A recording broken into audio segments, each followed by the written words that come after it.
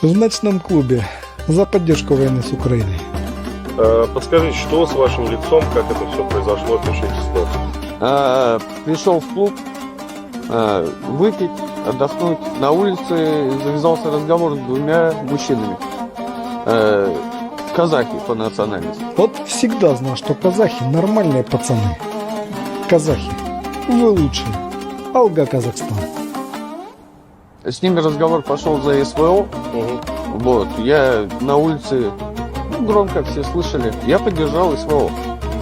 Говорю, наши ребята герои, молодцы, заслуживают уважения. Я вот выхожу, и мне вот с колена вот так вот за голову берет, у меня вот трещина. Точнее, перелом стула, да, перелом стула. Я его валю, и меня уже начинают все бить. Вот какая-то сразу любовь просыпается к Казахстану. Вот чувствуете?